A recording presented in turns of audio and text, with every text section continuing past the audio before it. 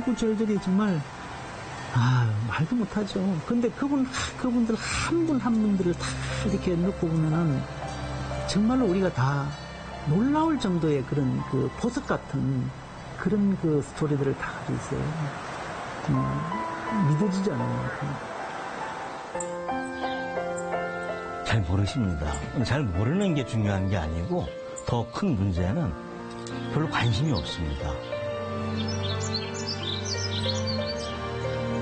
땅은 분명히 사람을 그 당시 활동했는 사람들을 알지만은 지금 현재 우리 후손들은 그 다음에 우리 시민들은 모두 잊어버렸다.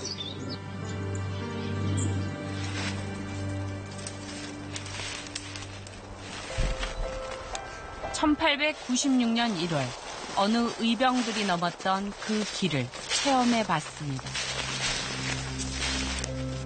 일단 저는 지금 손이 빈 상태인데 무기를 들고 갔을 거란 말이에요. 그럼 한 손을 짚었어야 될 텐데 그럼 어떻게 해야 될지도 감이 안 오고.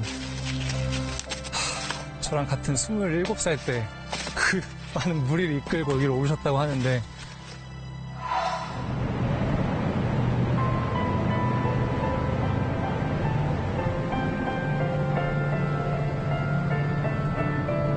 할아버지께서는 무슨 생각으로 하시면서 이곳에 오셨을까?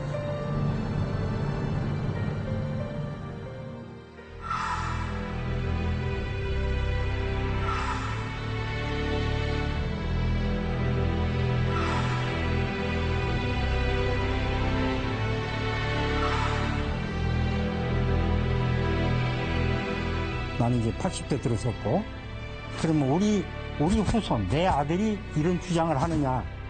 안 해요. 할 수가 없어요. 왜? 너무 뿌리 깊은 거거든. 너 알려고도 안 해.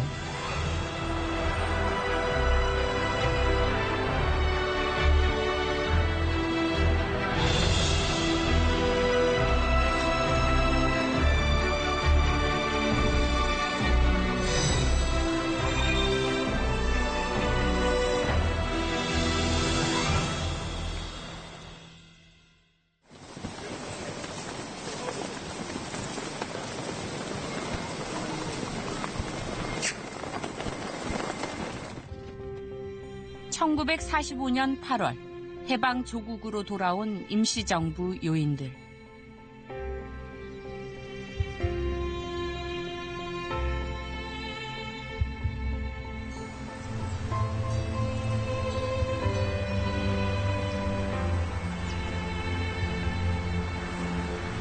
감격 어린 첫걸음은 충남 청량이었습니다.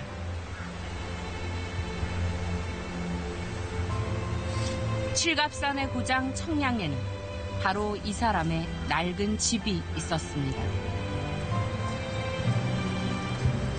내남이라는 인물이 의병을 일으킴으로써 상징적 어떤 그 인물이 의병을 일으킴으로써 그 전국에다가 파급시킨 그 영향력이 매우 컸다는 거죠.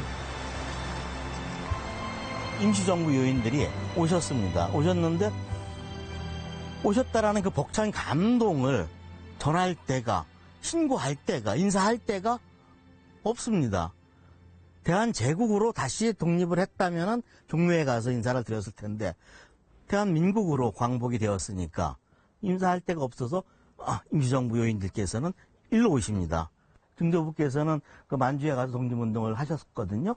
근데 백범이 더 연상이세요. 근데 등교부는 여기 앉으시고 이시영 선생님께서는 여기 앉으시고 백범은 더 연상이신데도 여길 못 앉으셨답니다. 여기 서서 인사를 하셨답니다. 그러면서 백범께서 이시영 선생님께서 선생님 한 말씀 해주십시오. 그러니까 이시영 선생님께서 내가 뭘 할 말이 있겠는가 하시면서도 여기가 바로 대한의 고향이다.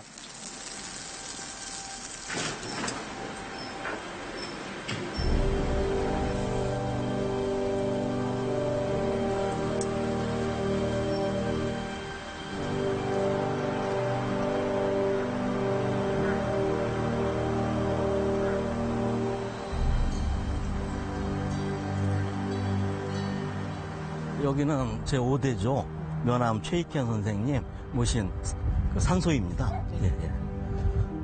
예산? 여기는 예산군 광시면. 산소는 위에 모셔져 내가 산소고, 이건 제실로 사용을 합니다. 1907년 1월 1일 날 새벽 3시에 돌아가셨어요. 그 참 통안의 땅이죠, 대마도에서. 그래서 1월 4일 날 이제 부산항으로 모셔졌고, 거기서 부산항에서 상무사라는 곳에 이분을 부산 상인들이, 시민들이 모시고 있다가 오늘 7일 날 발인을 시작했습니다. 하루에 10일을 못 가는 거예요. 수많은 사람들이 애도를 하면서. 뭐 거기는 상하 귀천이 없죠. 통곡 속에. 지금이 마침 딱 그 시간이. 저도 생각 안 했는데 와서 보니까 약간 좀 울컥해집니다. 그럼 잠깐 좀 인사를 좀 먼저 드려야 되겠습니다.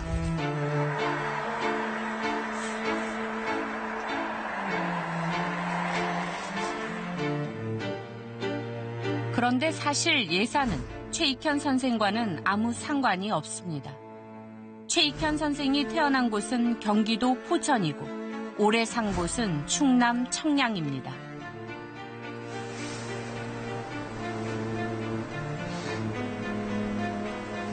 어떻게 모신 곳이 충남 논산이라는 곳에 모셨는데 일제의 강압에 의해서 이쪽으로 다시 모셨다고. 최익현 선생의 아들 등 후손이 잠들어 있는 청량으로 묘를 옮기기 위해 오대손이 몇 년째 애쓰고 있지만 일은 전혀 진척이 되지 않고 있습니다.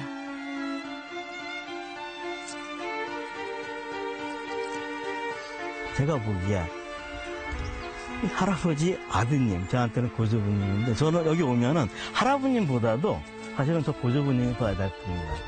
평생 당신 아버님 그 뒤지닥거리 하시느냐고 평생을 어렵게. 그래서 저는 할아버지를 아드님께 같이 모셔드리고 싶은 게 제 생각이거든요. 이게 문화재로 지금 지정이 된 게 발목을 잡았어요. 문화재로 지정이 돼 있어서. 그래서 그거를 모셔가겠다 영상 변경을 신청을 해놓은 상태인데 그게 약간 이래저래 해서 지금 진행 중이고 결정은 안 난 상태예요.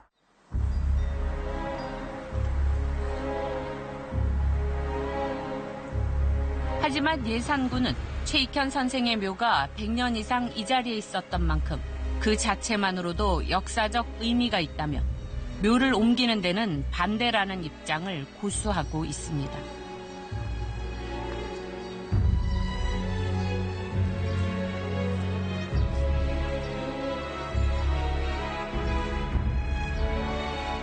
광복 70년이 넘도록 아직 집으로 돌아가지 못한 면암 최익현.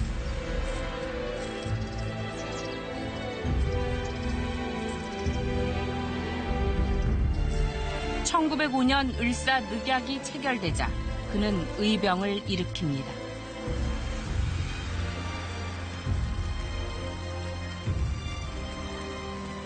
백발을 휘날리며 바티랑에 일어남은 초야의 충성으로 불타는 마음. 난적을 치는 일은 사람마다 해야 할 일. 고령이 다를 소냐 물어 무엇하리요. 마음은 푸른 소나무와 같았지만 실제로 의병을 일으키기엔 그는 너무 나이가 많았습니다. 당시 74살이었습니다.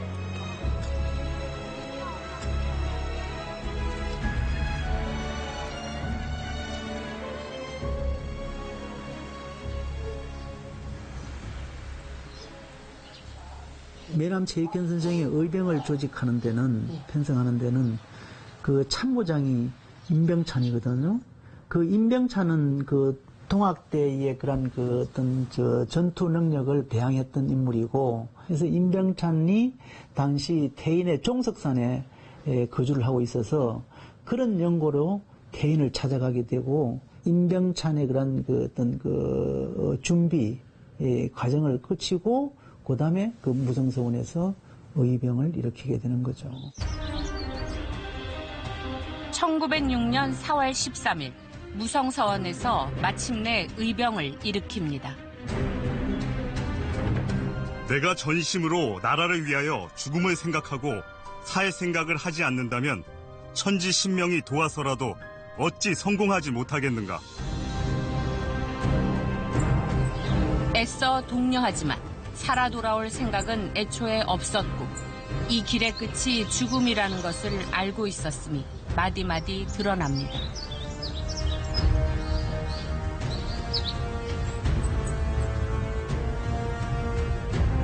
정읍에서 내장산을 거쳐 순창으로 내려갈 때 곡성에서도 의병들이 합류합니다. 그런데 생각도 못한 문제가 생깁니다. 순창 객사에 그 사령부를 차려놓고 말하자면은 그 본진을 두고 있을 적에 남원에서 출동한 진위대 또 전주에서 출동한 진위대 그런 그 진위대 군사들이 사방을 포위를 하게 되죠. 매남 선생 이야기가 상대가 광군인 만큼 동족 상잔의 피를 흘려서는 안 된다. 교전 자체를 중지를 시키는 거죠. 고스란히 앉아서 이제 피체가 되는 거죠. 피체를 당하는 그런 상황이 되겠죠. 대포를 무장한 사람들과 싸워서 이기겠다라는 뜻이 전혀 아니었습니다. 그래서 의병을 하신 거거든요. 그러면 나라가 국채가 무너진다 하더라도 민족이 살아있으면 다시 살아날 수 있겠다는 생각을 하셔서 의병을 일으키셨는데 싸워야 될 대상이 민족이라면 싸울 수가 없죠.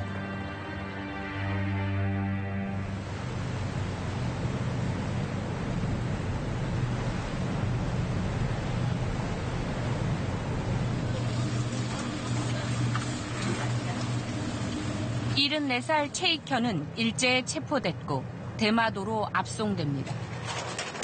지금이야 부산에서 1시간 남짓 거리. 당시엔 하루 꼬박 걸리는 험한 뱃길이었습니다. 고령의 단식투쟁으로 쇠약해질 대로 쇠약해진 그는 끌려간 지 5개월 만에 옥중에서 숨을 거둡니다.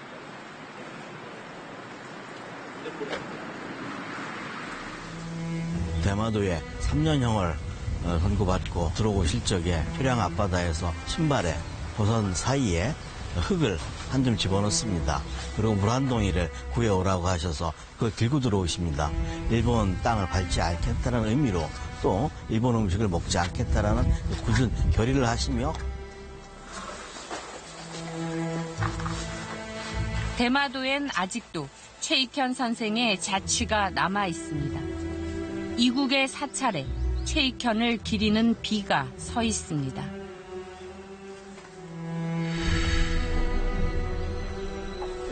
잠깐만. 저 안에서 앉으세요, 아내가.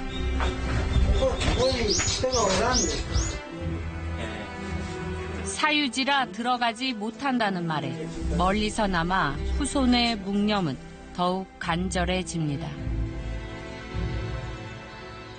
수선사라는 이 절은 저희 오대조 되시는 명남 선생님께서 돌아가시기 전에 이틀 동안 머무시던 바로 그런 장소입니다. 내가 한 몸이 장렬하게 산화함으로써 내 살신성인함으로써 역사에 새로운 희망과 싹을 내가 남기겠다.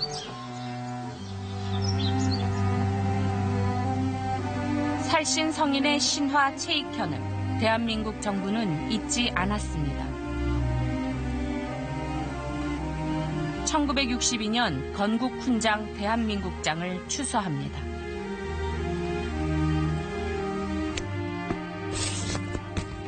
이게 내가 두 가지만 가지고 나왔는데 하나 요거부터 설명을 드려야 되겠다. 이게는 대한매일신문 1908년도짜리가 한 장 있고 1909년도짜리가 한 장이 있는데 할아버지의 독립운동 기록을 짤막하게 보도한 자료예요.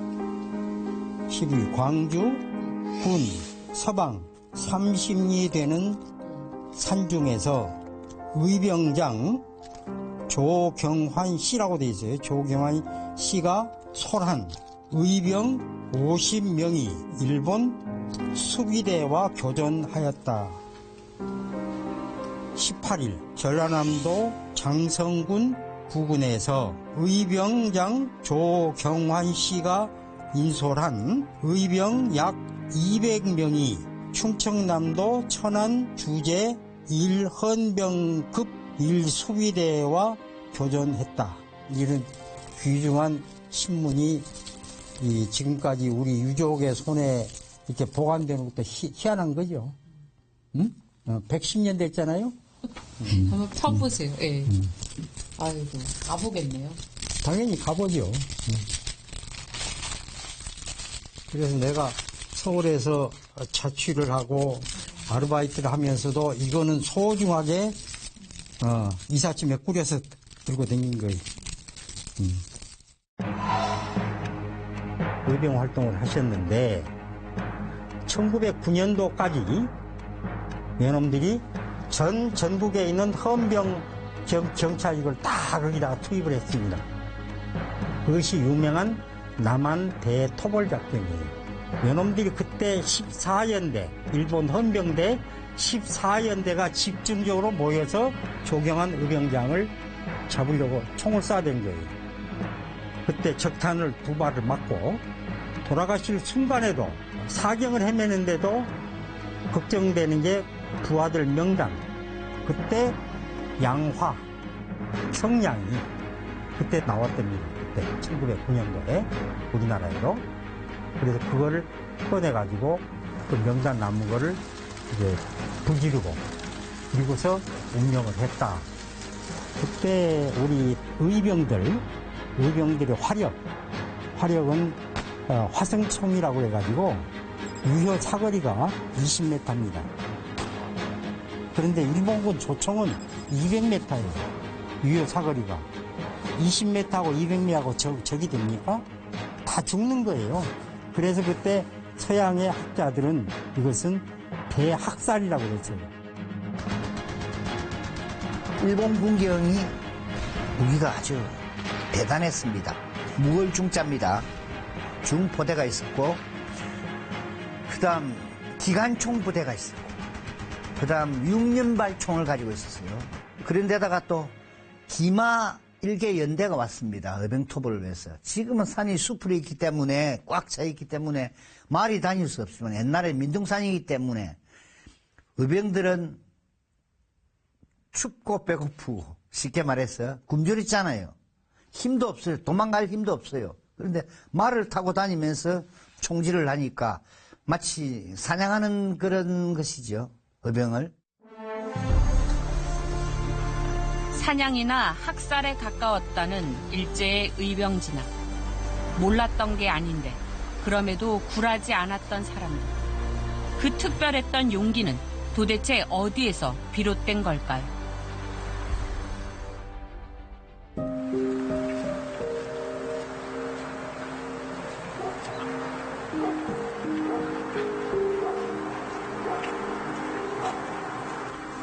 책을 필사하던 청년들, 과거를 봐서 벼슬을 하던 선비들, 많은 선비들이 의병장으로 나섰습니다.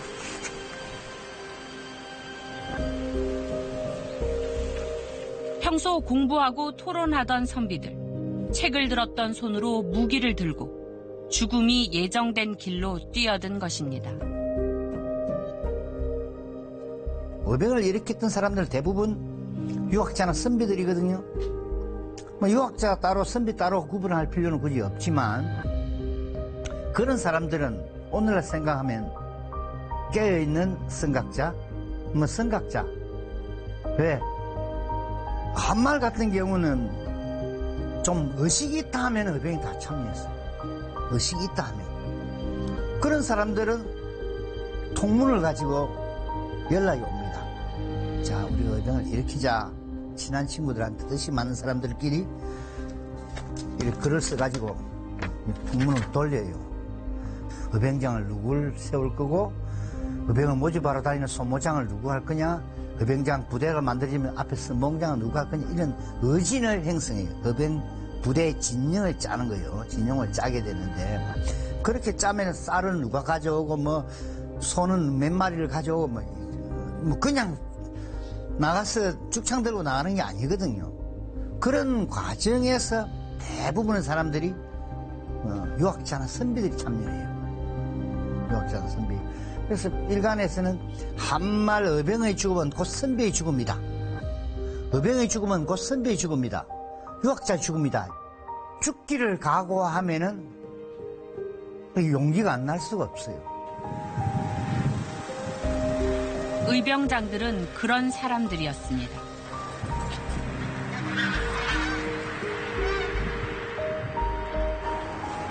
당대 문학가이자 대원군 섭정 초기 서슬퍼렇던 시기에 대원군 탄핵을 촉구했던 전직 관료 최익현.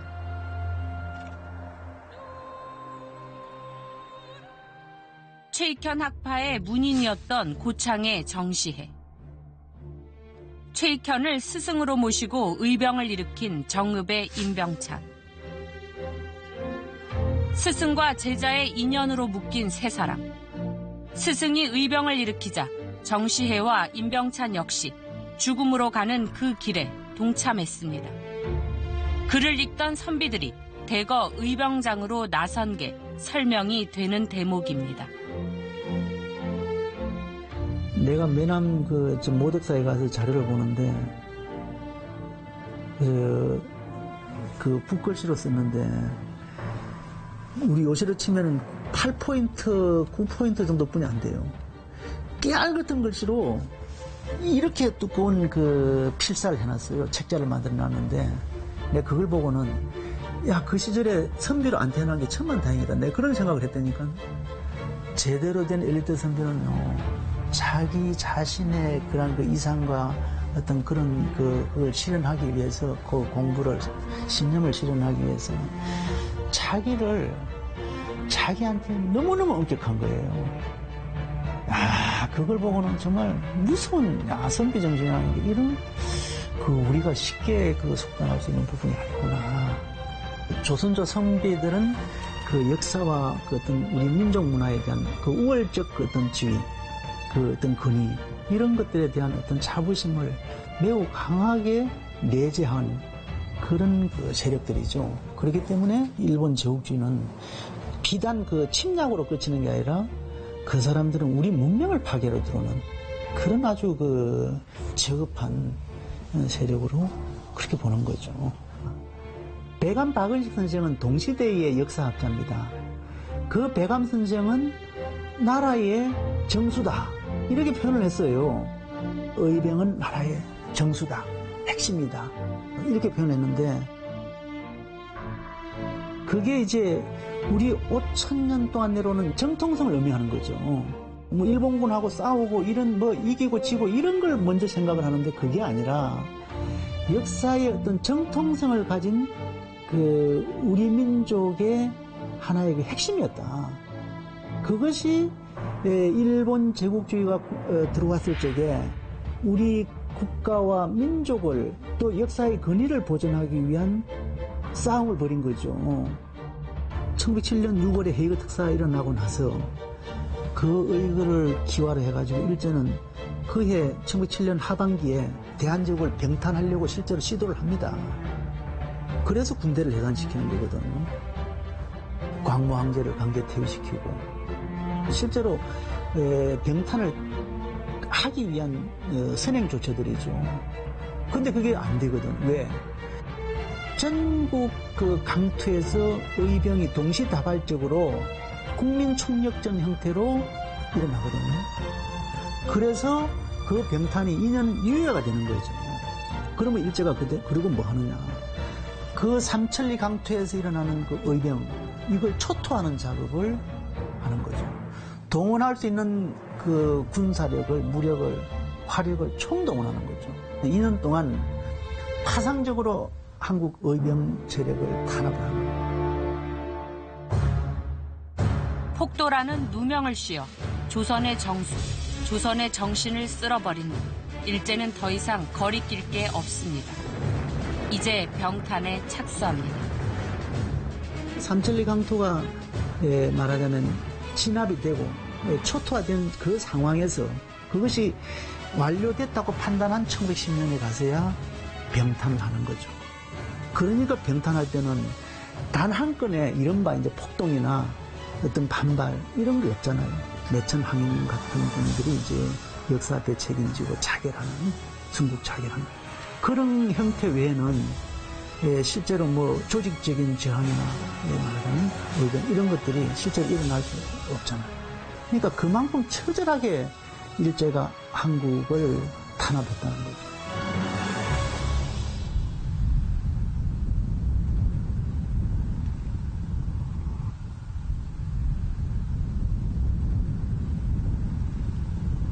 강릉시에서 서쪽으로 20km 떨어진 대관령의 구릉지대. 지금은 등산객들이 등산하는 코스 태백산맥의 갈래길입니다. 기억하는 사람은 없지만, 표식 하나 없지만 을미사변 직후 이곳은 의병들의 피눈물로 뒤덮였습니다. 민용호 의병장이 이끈 관동의진이 일본군과 치열한 전투를 벌였습니다. 1896년 당시 그의 나이 27살이었습니다. 그분이 활동했던 그 근역은 강릉을 중심으로 하지만은 태백산맥 거의 영동 지방 거의 전역을 장악하다시피 할 만큼 밑으로는 삼척부터 위로는 안변, 그러니까 원산 바로 밑에까지 동해안 전체를 다 장악하고 있었던 하나의 큰 단위 의병대죠. 27살 청년 의병장은 1896년 1월 17일 원주를 떠납니다. 1월 29일 대관령을 넘어 강릉성 밖에 구산까지 행진했고 2월 1일에 강릉에 입성했습니다. 1월 17일 원주를 출발해 대관령을 넘는다. 이렇게 딱 한 줄입니다. 그 한 줄에 스며 있는 게 뭔지 취재진은 민용호 의병장의 삶 속으로 단 1시간만이라도 직접 들어가 보기로 했습니다.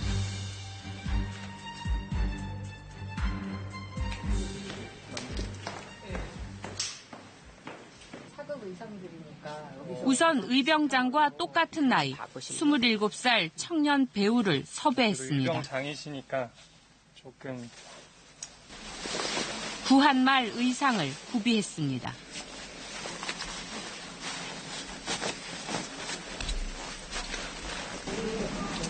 옷이 어때요? 이게 생각보다 굉장히 편하고 이렇게 잡아주는 천들이 많아요. 발목도 그렇고. 네. 그래서 바람은 안 들어갈 것 같아요. 바람 안 들어갈 것 같아요. 따뜻한. 막 뛰기도 하고 그래야 돼요.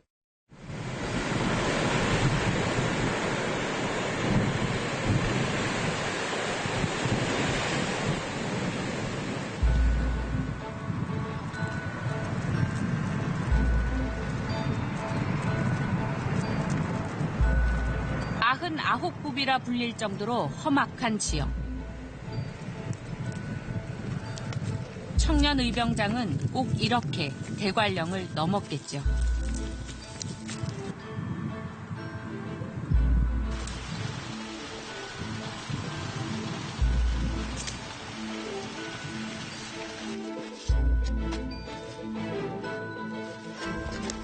제 올라가는 걸 시도를 해봤는데 너무 춥습니다. 지금. 바위가 눈이 있으면 미끄러워서 이게 올라가기가 너무 힘들거든요. 이 신발로 눈 덮인 바위산에 올라가는 거는 쉽지가 않았을 것 같아요. 이렇게 추운데 저기를 정말 이건 쉽지가 않았을 것 같습니다. 일단 너무 추워요 지금. 너무 춥고. 조금만 미끄러지면 바로 낭떠러집니다. 바닥이라곤 보이지 않습니다. 그 당시에 이제 창이나 칼 같은 거 무기도 들고 가야 됐을 거고 식량도 있었을 거 아니에요. 그걸 다 들고 이런 걸 올라갔다는 거는 보통 의지가 아니면 힘들 것 같습니다.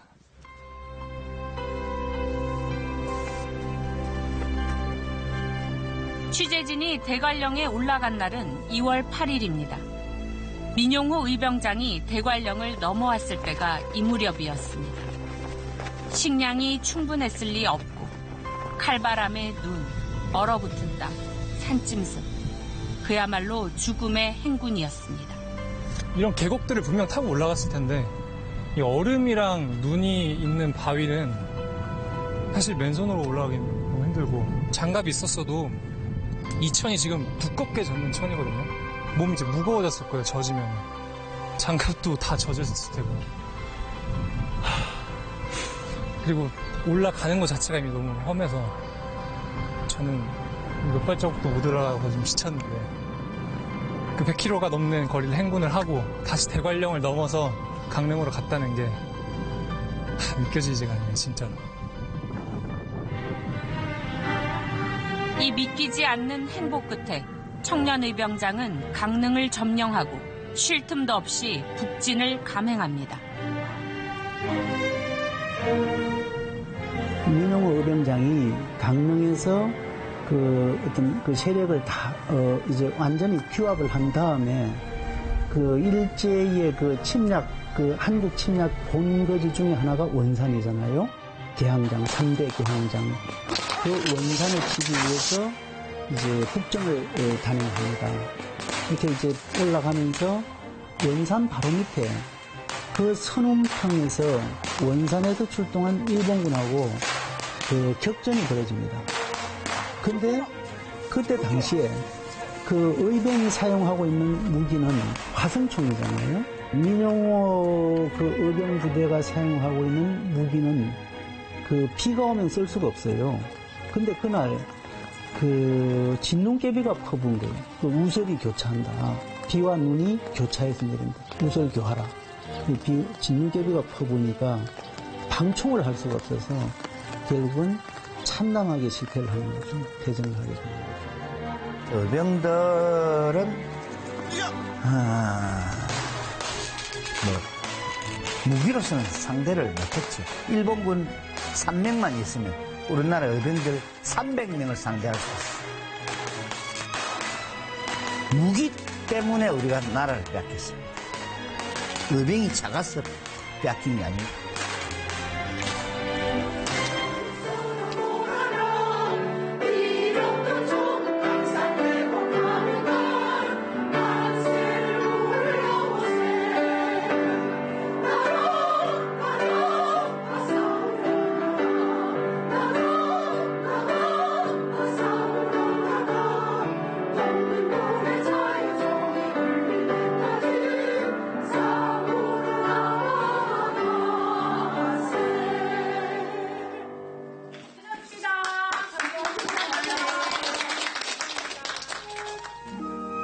역사상 가장 어려웠던 시절의 이 위대한 인물들.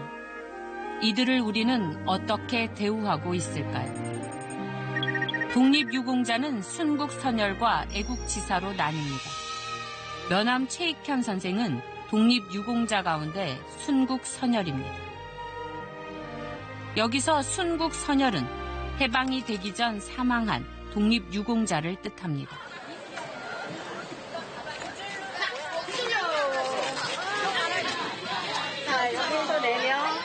우리의 주권을 하나씩 빼앗겨 나갈 때 그럼 그 시대에 살던 사람들은 어떻게 했을까? 힘이 없으니까 가만히 있었을까? 아니에요. 일어섰어요. 군인이 아닌 사람들이 내가 군인이 되어서 나라를 지키겠다고 일어났습니다. 이런 사람들을 우리는 뭐라 할까? 의병. 맞아요. 의병이라고 해요. 그리고 그 의병을 이끄는 대장은 뭐라 할까? 의병장이에요. 자, 순국선열이란 어떤 분들이에요? 독립운동을 하시다가 의병으로 인하여 광복 이전에 목숨을 바치신 분들. 네, 이런 분들을 우리가 순국선열이라고 합니다. 이 순국선열들을 잊지 말아야 하는 또 다른 이유. 이들의 순국 이후 필연처럼 따라온 가족들의 대이은 비극이 존재하기 때문입니다. 연암도 눈을 피해서 전라남도 화순군 백아산이라는 데는 6.25 때 빨치산으로 유명한 데입니다. 그 깊은 산골로 피난 가서 6.25를 견딘 거예요.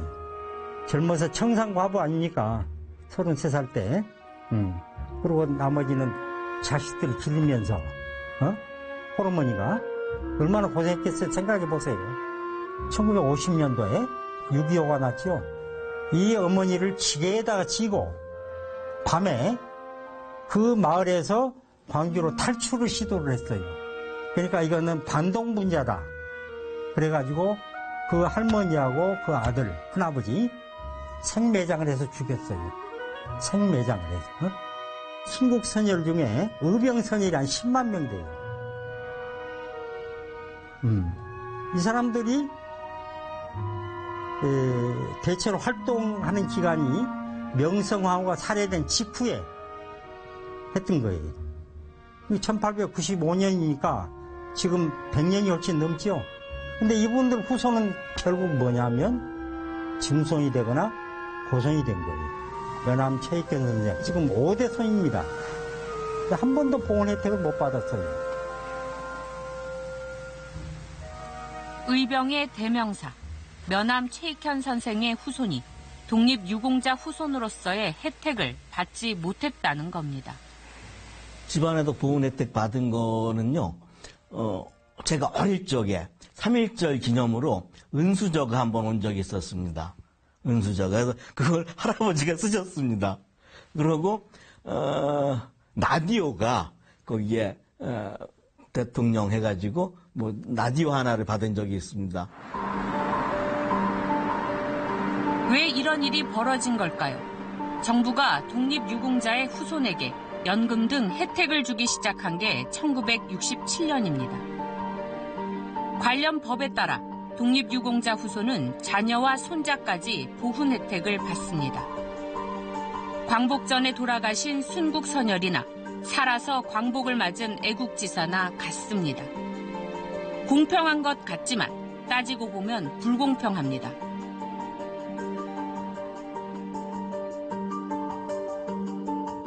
그러니까 많은 의병장들이 1910년 전후로 사망했기 때문에 국가에서 후손에게 연금 등 보훈 혜택을 주기 시작한 1967년에 의병장의 후손은 이미 4대손, 5대손으로 내려가 있었습니다.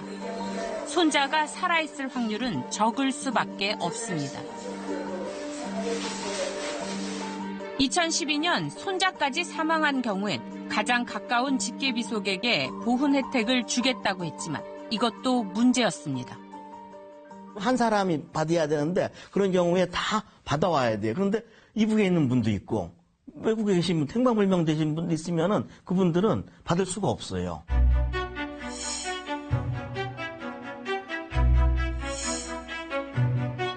누구나 소원을 받은 일로부터 누구나 2대씩 저들이 뭐 더 받으려고 하는 게 아닙니다. 소원을 받은 일로부터 누구나 2대를 주면은 공평진데 이걸 안 권칠라 합니다.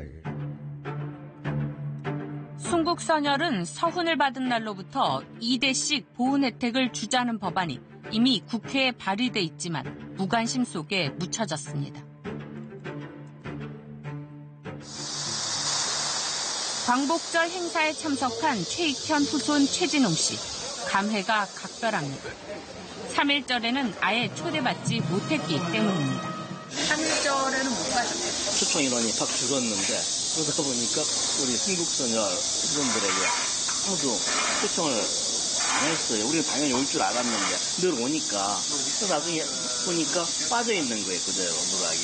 이게 잘못됐다 그러니까 부랴부랴 다시 보냈다는데 행사는 끝나고 초청장 도착을 했습니다. 행사는 끝나고 초청장 도착을 했습니다.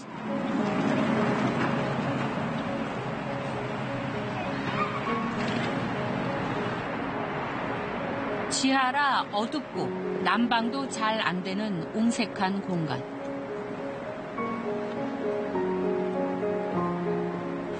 순국선열 유족회가 자리 잡고 있습니다.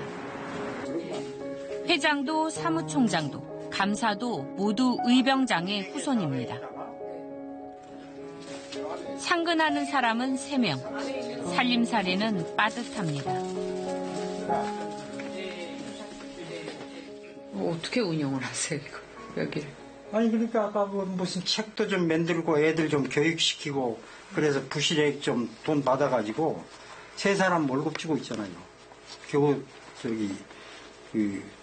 최저임금도 안 되는 돈을 청와대에서도 그 행정관 여기 몇 번 와봤습니다. 와봐라. 그뿐이 그때뿐이에요.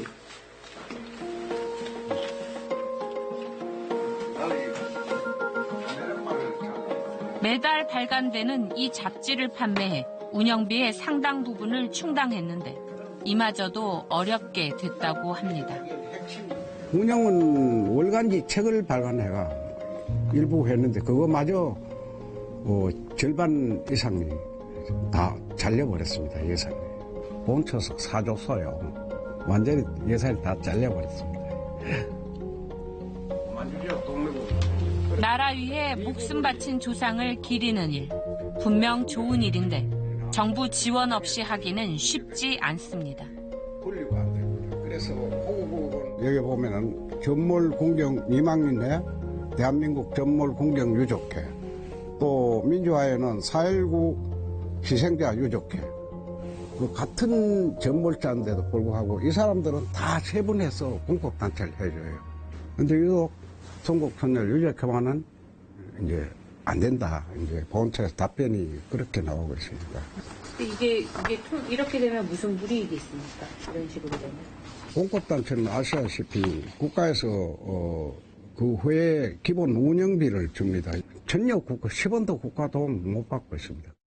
면함 선생은 지금 5대 손을 가버리고 있고, 거기도 지금 아마 50대 나이가 후반일 겁니다. 그리고 아까 우리 이동일 회장은 나보다도 4살 아래인가? 44년생, 이제 곧 80 곧 돼갈 거예요. 그러니까 앞으로 살면 얼마나 살겠습니까? 우리 김영재 총장도 지금 70대 중반이고, 나는 이제 80대 들어섰고, 그러면 우리 후손, 내 아들이 이런 주장을 하느냐? 안 해요. 할 수가 없어요. 왜? 너무 뿌리 깊은 거거든. 너 알려고도 안 해. 우리 시대가 이제 이런 주장이나 그 불평하는 게 마지막 시대가 아니냐. 이런 생각을 한 거예요. 순국선열 유족회 위에는 순국선열들의 위패를 모신 현충사가 있습니다. 순국선열 유족회가 운영하는 것입니다. 최익현 선생과 조경환 의병장, 민용호 의병장의 위패도 여기에 모셔져 있습니다. 의병장들의 고뇌와 고통, 실패와 희생, 그리고 후손들의 고초를 말없이 증언하는 이곳에 그래도 사람들이 꽤 많이 찾아옵니다. 임시로 세대로 살고 있다고 우리가 표현을 그렇게 해요. 우리 집이 아니고 선열들 모실 장소가 아니잖아요. 독립관이지. 우리가 임시로 세들고 있다고 그래요. 표현을. 여기서 고양이가 그랬단 말도 있고. 50평 좁은 공간에 위패가 워낙 다닥다닥하게 붙어 있다 보니 사고가 곧잘 난다고 합니다. 고양이가 이렇게 들락날락하거든. 그 쥐도 들락날락하고. 그래서 그랬을 것이다 싶은데 아시다시피 떨어지면 도미노 현상으로 떨어진 거 맞지요? 그래서 쫙 깨져버린 거예요. 요 하얀 것이 그건가 보다요. 아, 하얀 거. 그러네. 예. 3,500명이 다 들어가 있긴 하나요, 지금은? 아니죠. 2,835이라니까. 그럼 뭐 나머지 분들은 못 들어가고 계시죠? 명단만 가지고 있지 만들 수가 없죠. 모실 데가 없는데. 광복 70년이던 2015년 국가보훈처는 195억 원을 들여 순국선열 추모시설을 현재의 10배로 확충하겠다고 약속한 바 있습니다. 2015년의 일이었고 2018년에는 준공하겠다고 했었습니다. 제대로 된 순국선열 추모시설을 만들기 위해 서울시도 국가보훈처와 업무 협약을 맺고 금방이라도 만들 것처럼 나섰지만 아직 약속은 지켜지지 않았습니다. 죽은 자는 말이 없고 산자가 역사를 만들어간다. 근데 우리 순국선이 거기에 해당되는 거죠. 죽은 자는 말이 없어요. 그 순국선열이 돌아가시고 자기 공무원이나 여기 직접 표현을 못하니까 이 순국선열이 정말로 너무 소외되어 있고 최고 예우를 받아야 되는 그 후손들이 최저의 국가유공자조의 최저의 예우를 받고 있습니다.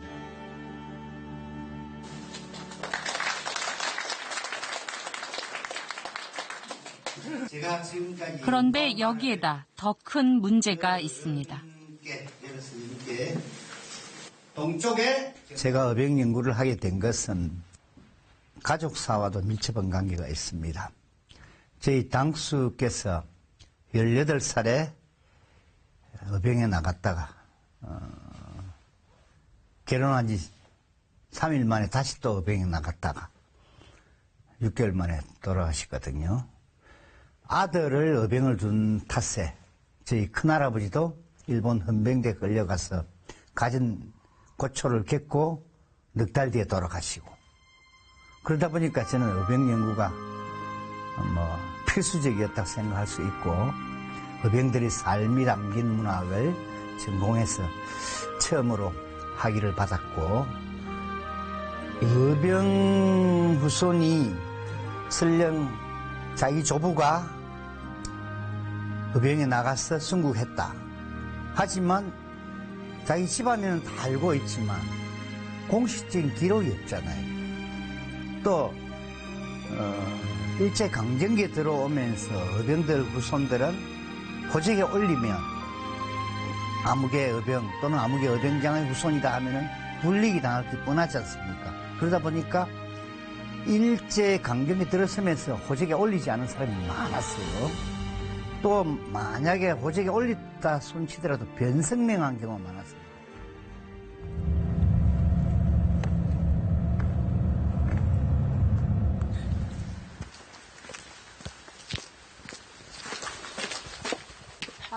계세요? 예. 아, 예, 안녕하세요. 예, 반갑습니다. 네, 안녕하세요. 예. 이게 의병장의 후손인 박감노 씨. 의병장의 문집 같은 자료가 발굴되면 그 기록들을 바탕으로 알려지지 않은 의병들을 찾아내는 일을 합니다. 호자 의병장이 여기 있어요. 이걸 찾았다.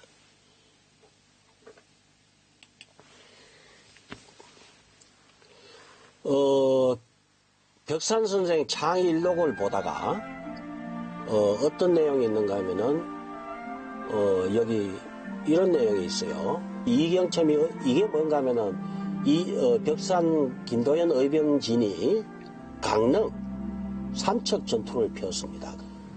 내 아우 경옥은 상사 이경첨과 함께 위험을 피하여 먼저 마을 집으로 나갔고 내 말 세피를 적들이 빼앗아 갔다고 합니다. 나는 도보로 광동 의병과 함께 비령을 넘어 인기에 다다라 진을 머물렀다. 밤에 큰 바람이 일고 충로에서 점심을 먹고 초저녁부터 백봉령을 넘으니 놓고 험하여 또 모이기로 하여 부포 이경첨이 어디로 갔는지 알 수가 없다. 이경첨이 나와요. 경첨. 이 이경첨은 누굴까? 안동 사람인데 분명히 태계 후손이다. 그래서 추적을 시작했어요. 이 사람을 추적을 해야 되는데 이름이 아니고 본명이 아니고 자일 수도 있다. 그래서 후손들이나 안동 사람들이 못 찾을 수가 있다. 찾아야 되겠다. 이렇게 추적을 하다 보니까 이 족보를 찾았어요. 안동에서 도와주는 분이 계셔가지고 보세요. 이두호, 이름은 이두호인데 자가 경첨이라. 이 족보 하나 찾는데 얼마나 힘이 들었는지. 그래 이 후손분하고 통화를 했더니 증손부가 살아있는데, 증손부가 지금 한 70 정도 되는데 그 증손부가 이 자료를 보다가 울었대. 밤에 보다가 울었대. 와, 보물이다. 그러고 또 하나의 역사가 또 우리 앞에 나타나는구나. 기분 좋죠. 예. 이거는 서울대 총장이나 육군 대장이 이 맛을 알겠어요. 그죠? 예. 국회의원이 이 맛을 알겠어요. 그 역사를 내가 재현을 하고 있는데, 그죠? 예. 내 앞에 역사가 펼쳐지고 있는데. 국가와 민족을 위해서 자기 목숨을 내던지고 법행에 참여하면 자기 목숨 내던지다 각오를 해야 되잖아요. 그리고 가족의 삶까지도 보장을 받지 못하고 법행에 나갔습니다.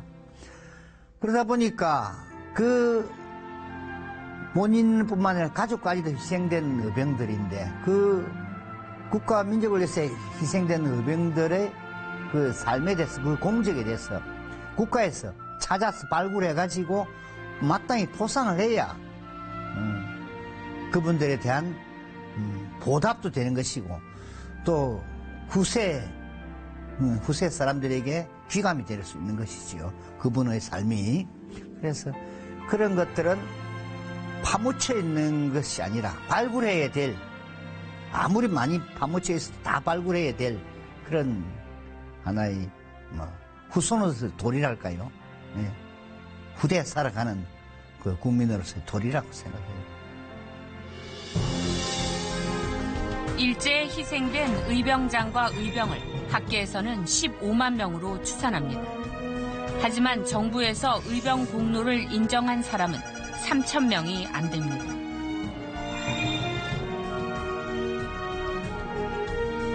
일제가 1913년 조선 폭도 토벌지에서 희생자라고 밝힌 18,000명에도 훨씬 미치지 못하는 것입니다.